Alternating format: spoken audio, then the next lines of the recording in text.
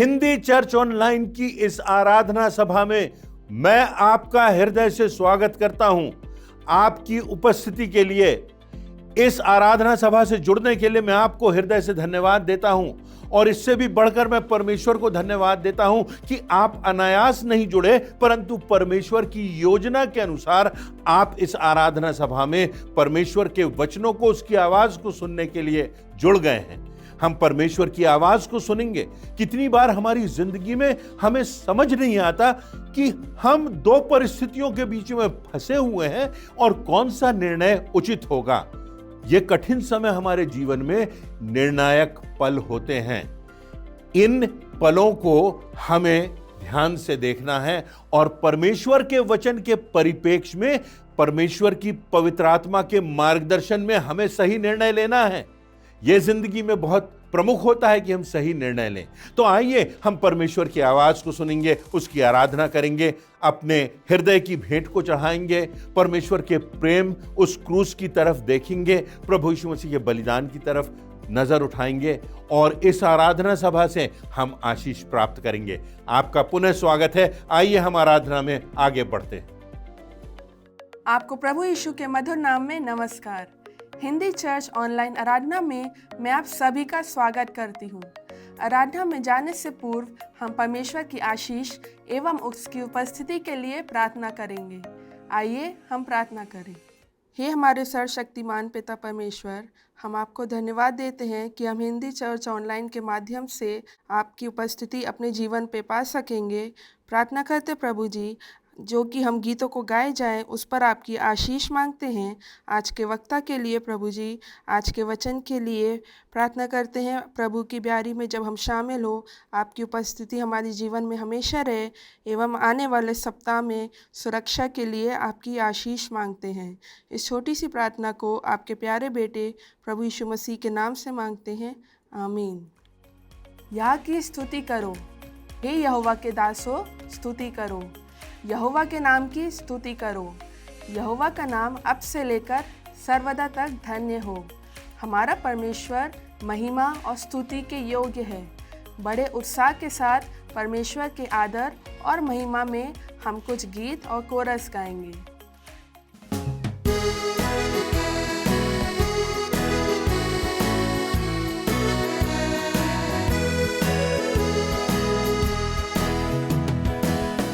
हम यहोवा के लिए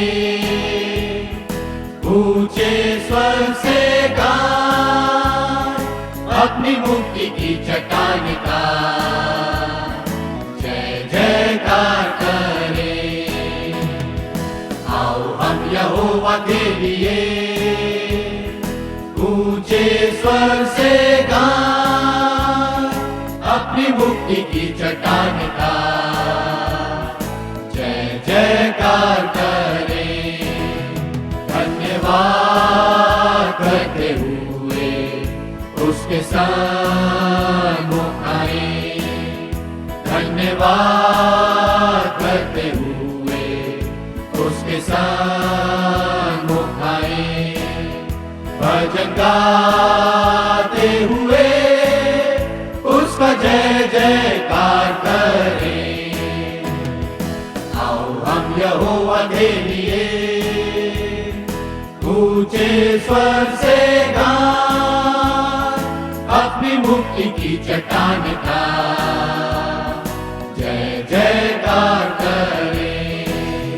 क्योंकि वो हमारा परमेश्वर है, क्योंकि वो हमारा परमेश्वर है और हम उसकी प्रजा, उसके हाथ की भेड़े हैं। आओ हम यहोवा के लिए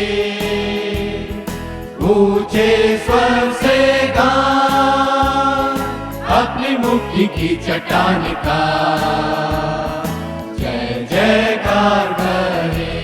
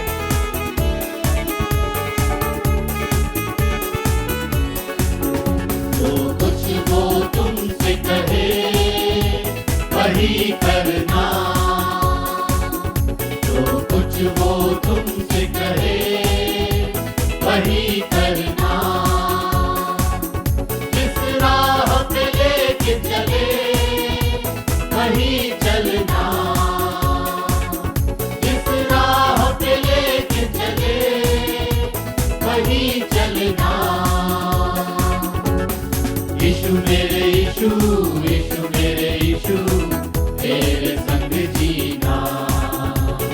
यीशु मेरे यीशु यीशु मेरे यीशु तुझ में ही मरना।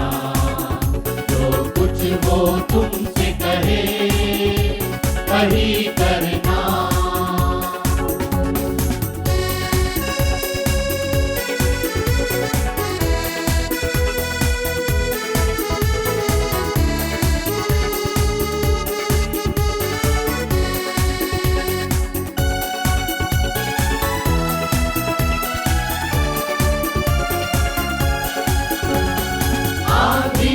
जब चली तूने ही हमको संभाला।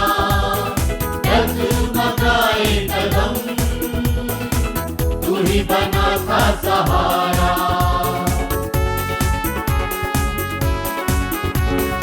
आंधियां जब चली तूने ही हमको संभाला।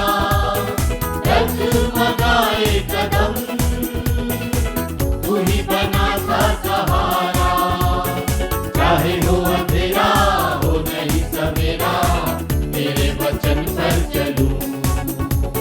चाहे हो अंधेरा हो नहीं सवेरा तेरे वचन पर चलूं। जो कुछ वो तुमसे कहे वही करना। जो कुछ वो तुमसे कहे वही करना।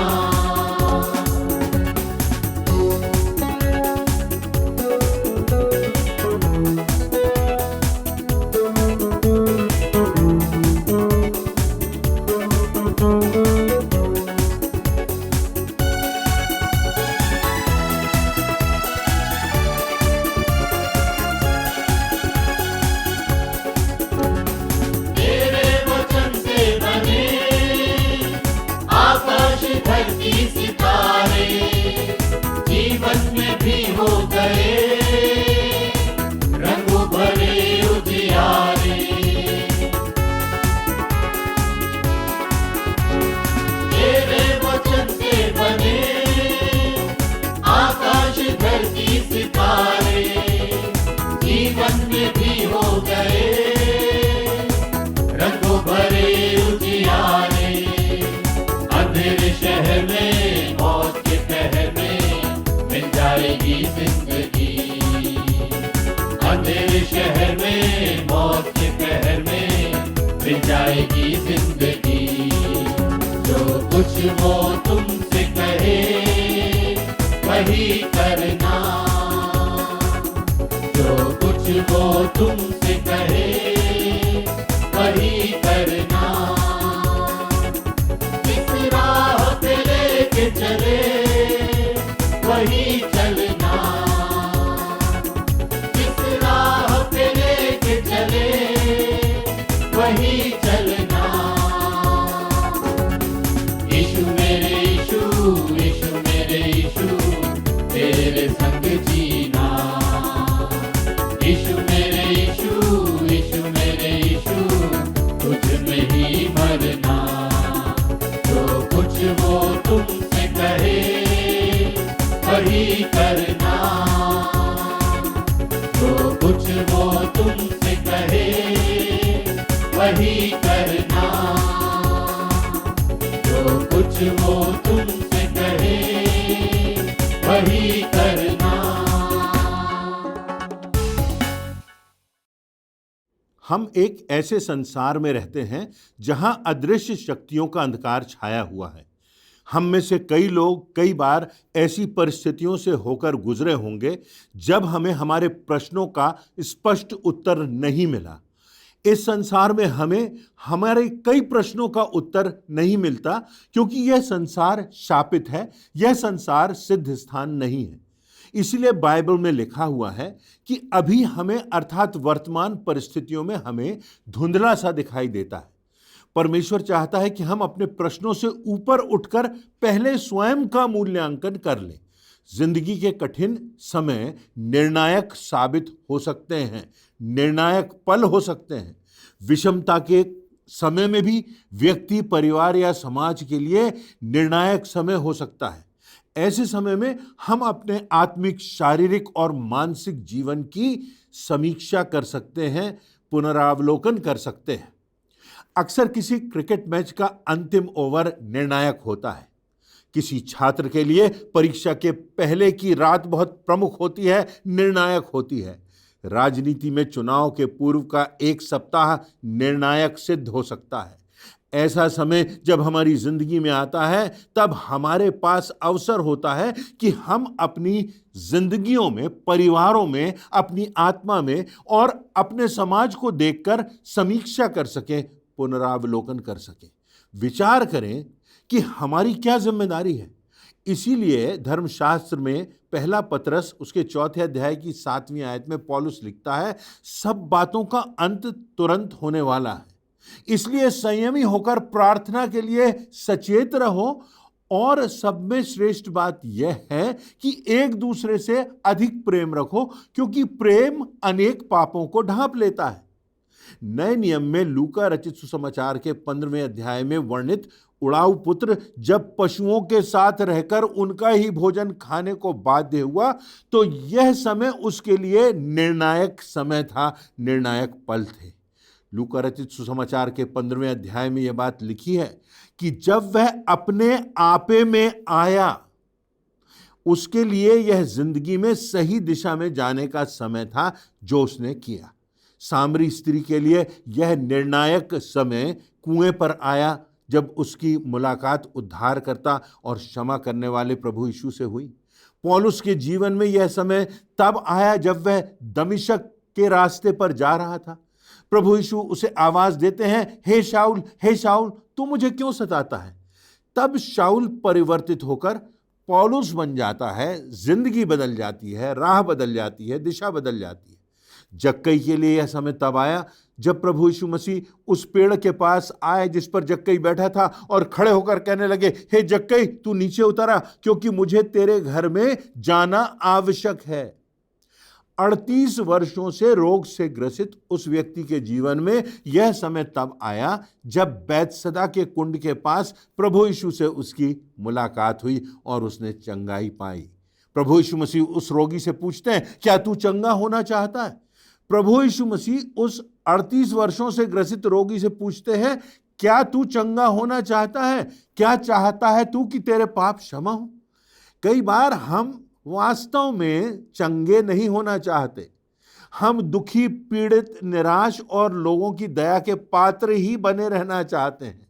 यह हमारी आदत सी मानो बन गई है और हमारे व्यवहार में भी यह बात झलकने लगती है। हम सोचने लगते हैं कि हम सबके लिए दया के पात्र बने रहें। हम हमारी दुख भरी कहानी पर ध्यान दें और उसके लिए आंसू बहाएं और हमदर्दी प्राप्त करें। जब अपने शिष्य पतरस को प्रभु यीशु मसीह ने दूसरा मौका दिया, तब उन्होंने उससे पूछा, क्या तू मुझसे प्रेम रखता है? क्या इन सबसे बढ़कर, संसार की वस्तुओं से बढ़कर, अपने जीविकोपार्जन की वस्तुओं से बढ़कर मुझसे प्रेम रखता है? और इस प्रश्न के कारण जो चिंतन उत्पन्न हुआ, उससे पतरस का जीवन बदल जाता है। जिसने प्रभु यीशु मसीह को नकारा था, वह उस सीमा तक चला जाता है कि उसे क्रूस की मृत्यु भी स्वीकार हो जाती है। 10 कोढ़ियों के जीवन में निर्णायक समय तब आया जब प्रभु यीशु मसीह यरूशलेम की राह पर थे और एक गांव से होकर गुजरे थे। तब वहां मौजूद कोढ़ी यीशु को पुकारने लगे, कहने लगे, हे दाऊद की संतान, हम पर दया कर। और उसके आगे की घटना मालूम है कि किस प्रकार उन्हें चंगाई मिली और उनकी जिंदगी बदल गई। उनका शारीरिक, सामाजिक और आत्मिक जीवन भी बदल गया। हम नहीं जानते कि कब मिट्टी, धूल और राख में हम मिल जाएंगे। क्रूस पर लटके हुए डाकू को समय मिला और उसने प्रभु यीशु मसीह को पहचाना। उसके लिए वह समय निर्णायक साबित हुआ और वह प्रभु यीशु मसीह से कहता है, जब तू अपने राज्य में आए तो मेरी सुधि लेना। तब प्रभु यीशु मसीह उसके अतीत और उस सब पापों को स्मरण किए बिना उससे कहते हैं, तू आज ही मेरे साथ स्वर्गलोक में होगा। पुराने नियम में इब्राहिम, मूसा, यशाया, यिर्मयाह, योना, दानियल, नूह और अय्यूब के जीवन में भी निर्णायक समय आता है जब परमेश्वर से उनका आमना सामना होता है और उनकी जिंदगी की दिशा बदल जाती है। पतरस कहता है कि सब बातों का अंत तुरंत होने वाला है। उसके ऐसे लिखने के पीछे दो कारण संभावित हो सकते हैं। पहली बात यह कि पतरस प्रभु यीशु मसीह के दूसरे आगमन के संबंध में बात कर रहा था, जिसकी की भविष्यवाणी बाइबल में की गई है। और दूसरी संभावना यह कि पतरस अपने क्षणिक जीवन की बात कर रहा है। जब पतरस यह पत्र लिख रहा था उस समय रोम का बादशाह नीरो था। यह ऐतिहासिक तथ्यों में भी मौजूद है। नीरो मसीहियों को प्रताड़ित करता था। वह मसीही लोगों को अपने राजमहल के चारों तरफ बांधकर उन्हें जला देता था और अनेक विशिष्ट अवसरों पर ऐसा करके वह अपनी महफिलों को अपनी शक्ति और दुष्टता को दर्शाता था, लोगों में भय उत्पन्न करता था। शायद इसीलिए पतरस लिखता है कि समय सीमित है। मुद्दे की बात यह है कि चाहे प्रभु यीशु मसीह के आगमन की बात हो, चाहे हमारी जिंदगी के समापन की बात हो, या फिर संसार के अंत की बात हो, समय कब बीत जाएगा, समय कब बीत जाएगा पता भी नहीं चलेगा। इस संसार में हमें कोई याद नहीं रखेगा। ओस की बूंद के समान, खिलते हुए फूल के समान, घास के तिनके के समान हम भी भुला दिए जाएंगे। ऐसे हमारे जीवन की व्याख्या वचन में की गई है।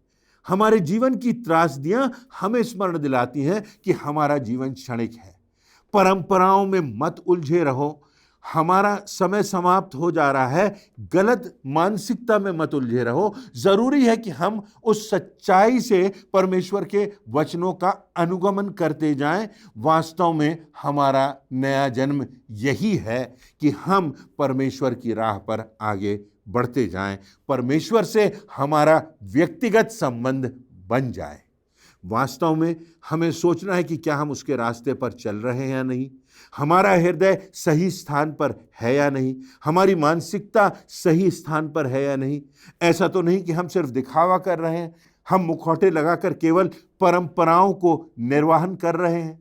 पतरस इस संदर्भ में 3 बातों की ओर हमारा ध्यान आकर्षित करना चाहता है।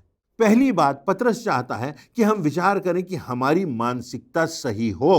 पहला पतरस 4:1 में लिखा है, सो जबकि मसीह ने शरीर में होकर दुख उठाया तो तुम भी उसी मनसा को धारण करके हथियार बांध लो। आत्मिकता के हथियारों की बात कर रहा है वो, सांसारिकता के नहीं। पहला पतरस 4:7 में वो कहता है सचेत रहो। पहला पतरस 4:19 में वह कहता है अपने प्राणों को विश्वास योग्य सृजनहार के हाथ में सौंप दो। जरूरी है कि हम सचेत रहें, सजग रहें, तैयार रहें।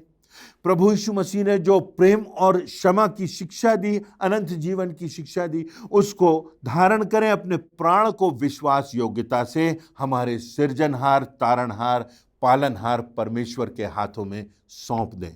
बाइबल में सचेत शब्द अनेक स्थानों पर आया है। इस शब्द का इस्तेमाल मरकुस 5:15 में भी हुआ है। एक व्यक्ति जो दुष्ट आत्माओं से ग्रसित था, कब्रों में रहता था और अपने आपे में नहीं था। लोग उसे जंजीरों से बांध देते थे और उससे डरते थे। जब वह व्यक्ति छुटकारा पाता है और उसमें से दुष्ट आत्माएं निकल जाती हैं, तो लिखा हुआ है मरकुस 5:15 में कि वह व्यक्ति सचेत बैठ गया, सजग हो गया, अपने आपे में आ गया और लोग उसको देखकर घबरा गए। प्रभु यीशु मसीह की दिव्य शक्ति से वह अपने आपे में आ गया और उसकी मानसिकता प्रभु यीशु मसीह की मानसिकता की राह पर चल पड़ी। ऐसी मानसिकता की बात पतरस यहाँ करता है। यदि हमारी मानसिकता, हमारी प्राथमिकताएं सही हैं, हमारे मनों में प्रभु की प्रभुता है, परमेश्वर के प्रति आज्ञाकारिता है और उसके लिए जीवन जीने की प्रतिबद्धता है, तो चाहे कैसी भी परिस्थितियां आए, हम पर ये बेअसर होंगी। याकूब 1:5 में लिखा है, यदि तुम में से किसी को बुद्धि की घटी हो तो परमेश्वर से मांगे, जो बिना उलाहना दिए सबको उदारता से देता है और उसको बुद्धि दी जाएगी। परमेश्वर के द्वारा दी गई बुद्धि केवल इसलिए नहीं कि हम सांसारिक परीक्षाओं में प्रथम श्रेणी में उत्तीर्ण हो जाएं, परंतु परमेश्वर के द्वारा हमें बुद्धि इसलिए दी गई है ताकि हम सही, गलत, नैतिक, अनैतिक, सांसारिक, आत्मिक बातों में अंतर कर सकें। इसी संदर्भ में याकूब लिखता है, अंत के दिनों में झूठे शिक्षक तुम्हें भरमाएंगे, जो वचन की बातों को तोड़ मरोड़ कर प्रस्तुत करेंगे। परंतु प्रभु अधर्मी, पापी और निकृष्ट लोगों के लिए संसार में आया। प्रभु यीशु मसीह ने अपने अनुग्रह से अपने लहू को बहाकर संसार के हर एक पापी को छुटकारा प्राप्त करने का अवसर दिया। यही हमारी आशा है। हम प्रभु यीशु मसीह के रक्त की गंभीरता को, उसके बलिदान की गंभीरता को समझें। पहला पत्रस 4:2 में लिखा है, भविष्य में अपना शेष शारीरिक जीवन मनुष्यों की अभिलाषाओं के अनुसार नहीं, वरन परमेश्वर की इच्छा के अनुसार व्यतीत करो। हमारी मानसिकता को प्रभावित करने वाली कुछ प्रमुख बातें इस प्रकार से होती हैं जो हमारी मानसिकता को प्रभावित करती हैं। नशा है, नशीले पदार्थ हैं, किसी व्यक्ति में निर्णय लेने की क्षमता क्षीण हो गई है, इस प्रकार की वासनाओं में कोई व्यक्ति फंस गया है जो हमारी शारीरिक, आत्मिक और मानसिक क्षमता को पंगु बना देता है। यह नशा हमारे परिवारों को, हमारी नई पीढ़ी को, हमारी सेवा की भावना को बर्बाद कर देता है। और एक और बात है जो हमारी मानसिकता को प्रभावित करती है, मीडिया के साधन है। वह अपने आप में खराब नहीं है, परंतु यदि उनका गलत उपयोग हो तो हमारी मानसिकता दूषित हो सकती है। त्रासदी की बात तो यह है कि जिस माध्यम को परमेश्वर ने अपने कार्य के लिए अभिषिक्त किया है और मनुष्य को, संसार को वरदान स्वरूप दिया है, शैतान और अंधकार की शक्तियां उसे गलत तरीके से इस्तेमाल करने में लगी हैं। प्रश्न यह है कि हम और हमारे बच्चे कितना समय कौन से टेलीविजन के धारावाहिकों को देखने में व्यतीत कर रहे हैं, जिनमें हास्य के नाम पर पिता, अधिकारी और परमेश्वर के द्वारा ठहराए हुए मूल्यों का माखौल उड़ाया जाता है, जहां फैशन के नाम पर फूहड़ता दिखाई जाती है, जहां आधुनिकता के नाम पर नशे को उचित ठहराया जाता है। कई विज्ञापन भौतिकवाद को बढ़ावा देते हैं, सांसारिकता की मानसिकता को बढ़ावा देते हैं। इन सारी बातों से हमारा मन प्रभावित होता है। और जब हम टेलीविज़न और वीडियो गेम्स और मोबाइल में, एक समय था जब हम नहीं थे, बच्चे अपने दोस्तों के साथ हंसते खेलते थे। उन दिनों में दोस्तों के साथ, अपने प्रियों के साथ, अपने पड़ोसियों के साथ संगति और सहभागिता होती थी। तब सद्भावना और स्नेह पनपता था। दूसरा पत्रस 3:10 और 11 में लिखा है, परंतु प्रभु का दिन अचानक से चोर की नाई आ जाएगा। उस दिन आकाश बड़ी हड़हड़ाहट के शब्द से जाता रहेगा और तत्व बहुत ही तप्त होकर के पिघल जाएंगे और पृथ्वी और उस पर के सारे काम जल जाएंगे। तो जबकि वस्तुएं इस रीति से पिघलने वाली हैं, तो तुम्हें पवित्र चाल चलन और भक्ति में कैसे मनुष्य होना चाहिए। जब ऐसा होने वाला है तो हमारी भक्ति कैसी होना चाहिए। हम अनंत की छाया में ध्यान लगाएं, यह होना चाहिए। तीसरी बात जो हमारी मानसिकता को प्रभावित करती है वो गलत संगति। पहला कुरिन्थियों 15:33 में लिखा है, धोखा ना खाओ, बुरी संगति अच्छे चरित्र को बिगाड़ देती है। हमारी संगति किन लोगों के साथ है? हमारी संगति क्या प्रार्थना में परमेश्वर के साथ है? हमारी संगति में हम अपनी भावनाओं का आदान प्रदान करते हैं, अपनी कमजोरियों को शेयर करते हैं। अपने से परिपक्व व्यक्तियों के साथ हमारी संगति है जो हमें उचित दिशा दे सकते हैं। इन बातों पर हमें ध्यान देना है कि हमारी मानसिकता शुद्ध हो और परमेश्वर के वचन से हमारी मानसिकता भरी रहे। दूसरी बात, पत्रस चाहता है कि हम शेष जीवन के विषय में विचार करें कि वह सही रीति से व्यतीत हो। पहला पत्रस 4:5 में न्याय के दिन का भी जिक्र है। लिखा है, पर वे उनको जो जीवितों और मृतकों का न्याय करने को तैयार हैं लेखा देंगे। शेष दिन जो बचे हुए हैं, न्याय का दिन और परमेश्वर को लेखा देने की बात यहां पर लिखी हुई है। प्रकाशित वाक्य के पहले अध्याय की 17वीं और 18वीं आयत में यूहन्ना लिखता है, जब मैंने उसे देखा तो उसके पैरों पर मृतक सा गिर पड़ा और उसने मुझ पर दाहिना हाथ रखकर मेरा हाथ पकड़कर यह कहा, प्रथम और अंतिम मैं ही हूं, मैं जीवता हूं, मैं मर गया था, अब देखो युगानुयुग में जीवित हूं और मृत्यु और अधोलोक की कुंजियां मेरे पास है। जब यूहन्ना प्रभु यीशु मसीह की संपूर्णता से उसे देखता है, तब वह उसके पैरों पर गिर जाता है, उसकी आराधना करता है। यशायाह 6:1 में लिखा है, जिस वर्ष उज्जियाह राजा मरा, मैंने प्रभु को ऊंचे सिंहासन पर विराजमान देखा और उसके वस्त्र के घेरे से मंदिर भर गया। यहां यशायाह को परमेश्वर की पवित्रता और उसकी संपूर्णता और समग्रता का और उसकी महानता का दर्शन होता है, जिसका बखान वो कर रहा है। फिर आगे यशायाह 6:5 में वो लिखता है, हाय मैं नाश हुआ, क्योंकि मैं अशुद्ध होंठ वाला मनुष्य और अशुद्ध होंठ वाले मनुष्यों के बीच में रहता हूं, क्योंकि मेरा सेनाओं का यहोवा महाराजाधिराज को अपनी आंखों से वह मुझे देख रहा है। यूहन्ना ने प्रभु यीशु मसीह की दिव्य सामर्थ्य का अनुभव किया था। यशायाह ने परमेश्वर की पवित्रता का एहसास किया था। तो इस बात को हमें ध्यान रखना है कि हमारा परमेश्वर, हमारा सृजनहार पवित्र है। हमारी जिंदगी, हमारी मानसिकता में वो पवित्रता पाई जाए। तीसरी बात, पतरस चाहता है कि हम परिस्थितियों के और जिंदगी के उस पार देखने की क्षमता को प्राप्त करें। त्रासदियों के आगे देखने की क्षमता, जिंदगी और जिंदगी के बाद, मृत्यु के बाद की परिस्थितियों को देखने की क्षमता, अनुत्तरित प्रश्नों के पार देखने की क्षमता, शंका और पीड़ा के पार देखने की क्षमता हम में हो। हमारे जीवन में आज भी बहुत सी शंकाएं और अनुत्तरित प्रश्न हो सकते हैं, परंतु पतरस लिख रहा है, अब परमेश्वर जो सारे अनुग्रह का दाता है, जिसने तुम्हें मसीह में अपनी अनंत महिमा के लिए बुलाया, तुम्हारे थोड़ी देर तक दुख उठाने के बाद आप ही तुम्हें सिद्ध और स्थिर और बलवंत करेगा। उसी का साम्राज्य युगान युग रहे। आमीन। प्रभु यीशु मसीह के जीवन काल के 3 प्रमुख दिन थे। हमारे जीवन के भी ये 3 प्रमुख दिन हो सकते हैं जो हमारी जिंदगी में आते हैं। हर व्यक्ति के जीवन में शुक्रवार, शनिवार और रविवार आते हैं। शुक्रवार के दिन प्रभु यीशु मसीह को यातनाओं से गुजरना पड़ा। उसे क्रूस पर चढ़ाया गया और उसकी निर्मम हत्या कर दी गई।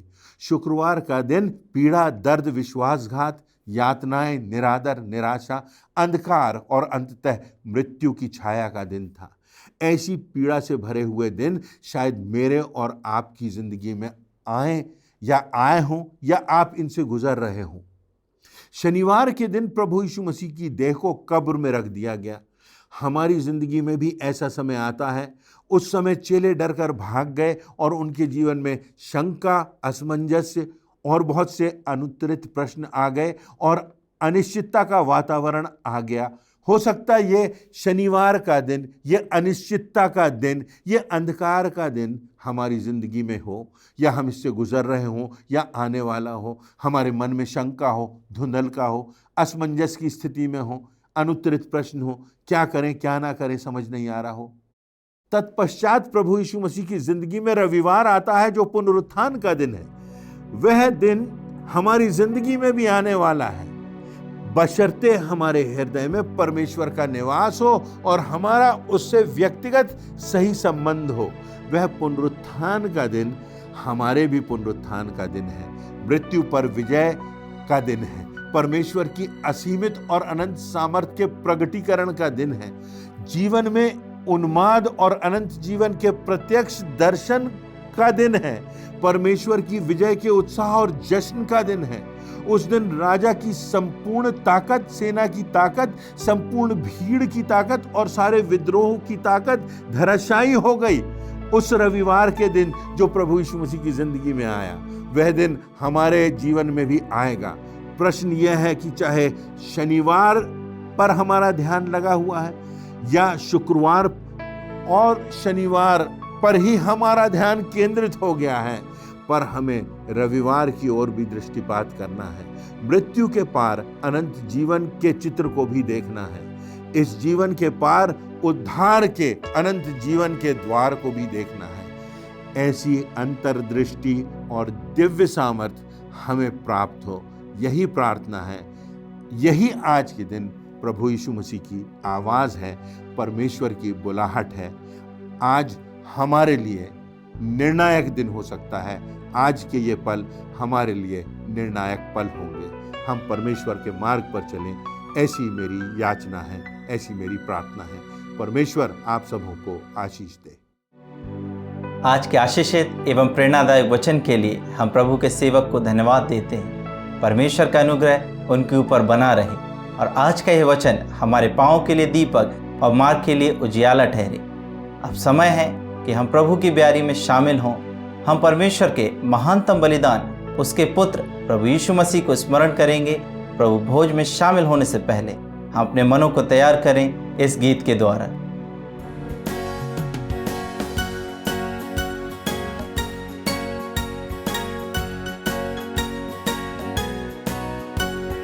मेरे पाप क्या धोएगा प्रभु यीशु ख्रीस्त का लहू, मुझे शुद्ध क्या करेगा प्रभु यीशु ख्रीस्त का लहू।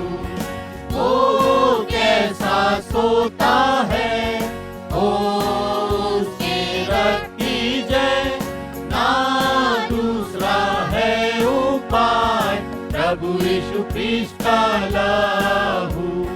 क्या दे सकता निर्मलता प्रभु यीशु ख्रीस्त का लहू। कारण क्या है क्षमा का प्रभु यीशु ख्रीस्त का लहू। ओ कैसा सोता है, ओ उसके रक्त की जय, ना दूसरा है उपाय प्रभु यीशु ख्रीस्त का लहू। यही मेरी पूरी आस प्रभु यीशु ख्रीस्त का लहू। यही धर्म है मेरे पास प्रभु यीशु ख्रीस्त का लहू। ओ कैसा सोता है, ओ उसके रक्त की जय, ना दूसरा है उपाय प्रभु यीशु ख्रीस्त का लहू। वचन में लिखा हुआ है कि जिस रात प्रभु यीशु मसीह पकड़वाया गया, उसने रोटी ली, उसे तोड़ा और कहा, यह मेरी देह है जो तुम्हारे लिए है, मेरे स्मरण के लिए यही किया करो। इस रीति से उसने ब्यारी के पीछे कटोरा भी लिया और कहा, यह कटोरा मेरे लहू में नई वाचा है, जब कभी पियो मेरे स्मरण के लिए यही किया करो। क्योंकि जब कभी तुम इस रोटी में से खाते और इस कटोरे में से पीते हो, प्रभु की मृत्यु को जब तक वह ना आए प्रचार करते। आइए हम इस विधि पर परमेश्वर की आशीष मांगे, अपने मनों को तैयार। महिमा के सिंहासन पर विराजमान स्वर्गीय पिता परमेश्वर, दीनता, नम्रता और धन्यवाद के साथ तेरी मेज के करीब आते हैं। धन्यवाद देते हैं तेरे इस आमंत्रण के लिए जो हमें स्मरण दिलाता है कि प्रभु यीशु मसीह की देह और उसका रक्त हमारे पापों की क्षमा के निमित्त बहाया गया। पिता परमेश्वर, जब हम इस मेज में हाथ डालते हैं, अपने आप को तैयार कर सकें कि तुझे ग्रहण योग्य ठहरने वाले, क्योंकि अपनी इस विनती को तेरे प्रिय पुत्र प्रभु यीशु मसीह के नाम से मांगते हैं, आमीन। प्रभु की मेज तैयार है। जिन्होंने प्रभु यीशु मसीह के नाम से बपतिस्मा लिया है, वे सब इसमें शामिल हो सकते हैं।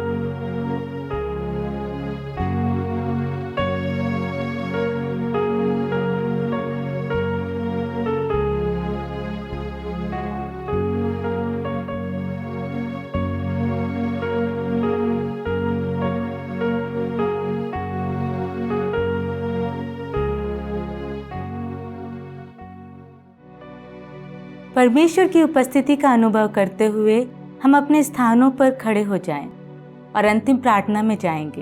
प्रार्थना के बाद हम एक कोरस गाएंगे और परमेश्वर की आशीष ग्रहण करके आज की आराधना समाप्त करेंगे।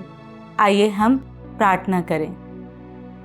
हमारे दयालु पिता, हम आपको धन्यवाद देते हैं आज की हिंदी चर्च ऑनलाइन आराधना के लिए। पूरी आराधना पर आपकी उपस्थिति बनी रही। प्रभु, धन्यवाद देते हैं आज के वचन के लिए, आपके दास के लिए, जिनके माध्यम से हम सभी को प्रभु आपका वचन दिया गया। प्रभु, हमारी प्रार्थना है कि पिता, हम सभी ने जब ये वचन सुना तो ना केवल सुनने वाले लेकिन इस पर चलने वाले भी हो सके। आने वाले सप्ताह पर प्रभु आपकी आशीष चाहते हैं। हम में से प्रत्येक के साथ हुए, हम में से प्रत्येक के मार्गदर्शक बने। धन्यवाद पिता, आपने हमारी प्रार्थना को सुना है। ये प्रार्थना हम यीशु के नाम से मांगते हैं, आमीन। पवित्र आत्मा, पवित्र आत्मा, मुझ ले चल मसीह के चरणों में। पवित्र आत्मा, पवित्र आत्मा, पवित्र आत्मा, मुझ ले चल मसीह के चरणों में। पवित्र आत्मा, सिर्फ तेरे लिए यीशु, तेरे लिए, सिर्फ तेरे लिए यीशु, तेरे लिए, सिर्फ तेरे लिए यीशु, तेरे लिए मैं हाथ उठाता हूँ। पवित्र आत्मा, पवित्र आत्मा, मुझ ले चल मसीह के चरणों में। पवित्र आत्मा।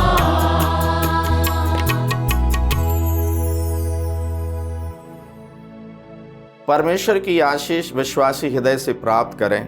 अब हमारे परमेश्वर पिता का प्रेम, प्रभु यीशु मसीह का अनुग्रह, पवित्र आत्मा की सहभागिता और शांति हम में से हर एक के साथ, तमाम विश्वासियों के साथ यीशु के दूसरे आगमन तक बनी रहे। आमीन।